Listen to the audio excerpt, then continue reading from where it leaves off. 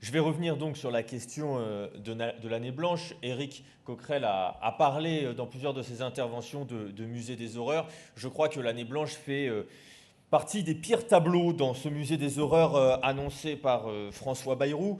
Évidemment, je vais parler de l'année blanche sur la question spécifique de l'État. Adrien Clouet reviendra sur l'année blanche dans la sécurité sociale, mais on a une année blanche sur l'État. Je me permets juste de faire remarquer qu'il n'a été question ni d'année blanche sur les dividendes, ni d'année blanche sur les actionnaires, ni d'année blanche sur les milliardaires, que c'est bien l'État qu'on va saigner. Parce que oui, cette année blanche, elle peut être décrite comme une année noire, elle peut aussi être décrite comme une année rouge, rouge du sang qu'elle va faire cracher aux Françaises et aux Français, parce qu'à chaque fois que l'on s'en prend aux dépenses de l'État, comme ils disent, on s'en prend derrière au service public, et il faut le rappeler, le service public est le patrimoine de ceux qui n'en ont pas. Alors, Éric a cité dans le tiré à part les réductions du budget de l'éducation nationale, qui devrait atteindre 439 millions. Ces 439 millions sont dus, à la différence de ce qui est indiqué dans le tiré à part, justement à la partie année blanche, c'est-à-dire la non-revalorisation sur et l'inflation et en tendanciel, comprenant l'évolution de la démographie, par exemple. Pour que tout le monde se rende bien compte de ce que cela veut dire concrètement et de ce que représentent ces masses budgétaires d'austérité.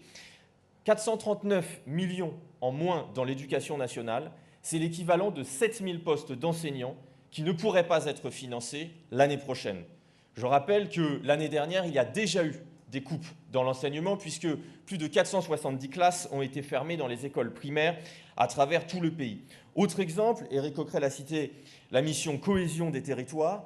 C'est 1,2 milliard qui doivent être supprimés dans la mission cohésion des territoires. Et sur ces 1,2 milliard, il y a 847 millions que nous devons à l'année blanche.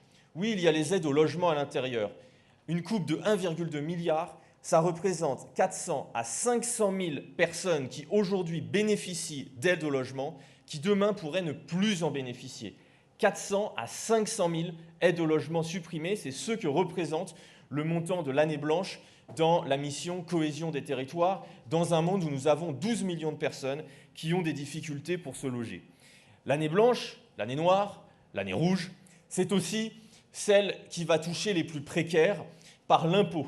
Parce que oui, on nous a expliqué qu'on ne toucherait pas à l'impôt sur les plus pauvres, qu'il n'y aurait pas d'augmentation d'impôt. Il y en aura, puisque dans cette année blanche, le gel du barème de l'impôt sur le revenu, comme ils le disent, va avoir un effet direct, conséquent et particulièrement brutal. C'est l'entrée de 200 000 Françaises et Français les plus pauvres qui, jusqu'ici, étaient non imposables et qui, si ce budget était adopté, deviendraient imposables. Donc oui, il y aura un poids fiscal sur les plus pauvres si nous ne faisons pas obstacle à ce budget. Je rappelle simplement, pour qu'on se rende bien compte, que pendant qu'on va aller rendre imposable peut-être 200 000 Françaises et Français en plus, les 378 Français les plus riches, les milliardaires, eux, ont un taux d'impôt sur le revenu moyen de 2%, et que les 10% les plus riches ont vu en 2023 leur taux d'imposition baisser de 0,1%, alors que leurs revenus ont augmenté de 2,3%.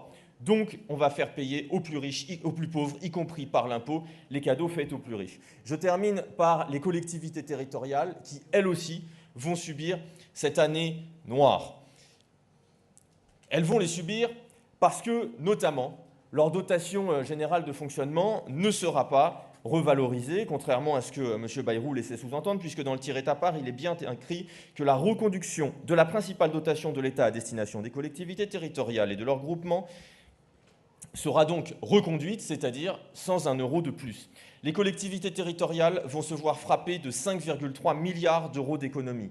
Derrière les chiffres, là aussi, il y a des réalités. 5,3 milliards d'économies, c'est l'équivalent de 760 000 places de crèche supprimées, ou de 135 000 postes de sapeurs-pompiers supprimés, ou de 10 600 bus qui ne seraient pas remplacés, ou encore de 7 600 écoles qui ne seraient pas rénovées.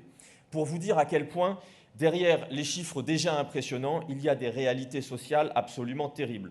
Je conclus juste en alertant sur un cas particulier, celui de nos sapeurs-pompiers et de la lutte notamment contre les incendies en ces périodes de canicule, et le sujet est revenu récemment sur la table. Les SDIS et l'argent mis par l'État l'année dernière a baissé de 5,68%. Le fait d'avoir une baisse de financement, notamment des départements, qui à eux seuls assument le coût de 32,7% sur leurs fonds propres. C'est-à-dire que la dotation donnée aux départements permet de financer 32% des SDIS et des pompiers. Va là être amputée. Va être amputée lourdement, gravement, à hauteur de près de 1 milliard. Il y a 1 milliard qui ne sera pas versé en dotation pour les départements. En dotation générale financière, ça va toucher durement les départements et donc on va avoir un problème de financement de notre sécurité, notamment au niveau des sapeurs-pompiers. Voilà, l'ensemble des collectivités territoriales vont se voir étranglées par ce budget si nous n'y faisons pas obstacle.